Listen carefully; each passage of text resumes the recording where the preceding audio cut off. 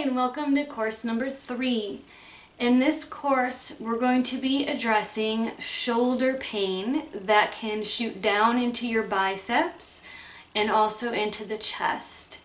So with pinching of the muscles and constriction and compression of the tissues around the shoulder socket, these muscles in the deltoid can get stuck to the biceps or stuck to the pectoral tendons, limiting range of motion, creating shortness of tissue in all of those areas, pulling the shoulders forward and causing all those muscles to get stuck in a shortened position.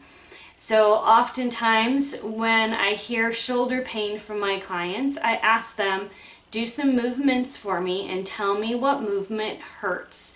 In most cases, this movement, abduction from the midline, coming up this way, creates pinching in this area where it feels like it's catching or it feels stuck where they can't really go past the shoulder with the movement, and they're stuck somewhere within this movement and lower. Either that or we have some issues with rotation this way, back and forth. So the deltoid muscles, there's 3 of them. We're going to be working with 2 of them in this video. We're going to be working with the anterior one, which contracts with this movement. This is also one that can cause some pinching throughout the front of the shoulder and in the chest. And we're going to be working on the lateral one, which does this movement with contraction. Okay? And biceps contract when we bend the elbow and lengthen when we straighten the arm. The chest pectoral muscle contracts with arms forward or arm going across the body, and of course lengthens when we open up this way, which we don't often do. As humans, we're very arms forward. We don't do a whole lot of this. We don't do a whole lot of that. So unless it's intentional stretching in yoga class.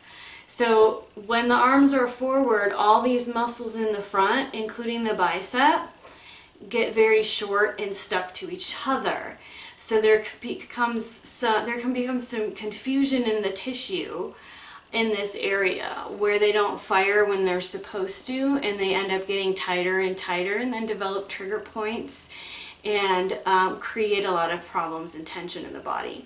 So I like visual learning, so I want to show you just a few pictures of where the deltoids are on the body, the biceps are on the body and the pec, and then we'll get started.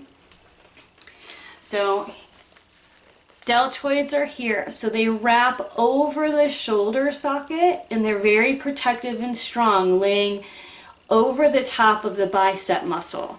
So you can see this is the bicep coming down towards the elbow, and it's in a shortened position with this movement holding the dumbbell. So the biceps lay underneath the deltoid and they come all the way up to the shoulder socket, and then the deltoid lays over the top, and it creates a lot of strength for that area, but also a lot of tendon and a lot of constriction and confusion. The muscle fibers here are very, very strong. And as you just not stretch and move it with push-ups or a lot of fast twitch muscle action, they can get very stuck in the body. Okay, so I want to show you a picture of the pec. Right here is a good one of the pec. So you're going to look at the gray color here. So this is just a brief, just a quick view of what the pec looks like. It's attached to the sternal bone here.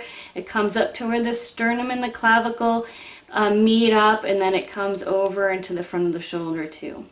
Okay, it comes about a third of the way over towards the collarbone, towards the shoulder there. So those 3 areas we're going to work on, and as they all come up into this intersection of the shoulder, this creates lots of problems right in there.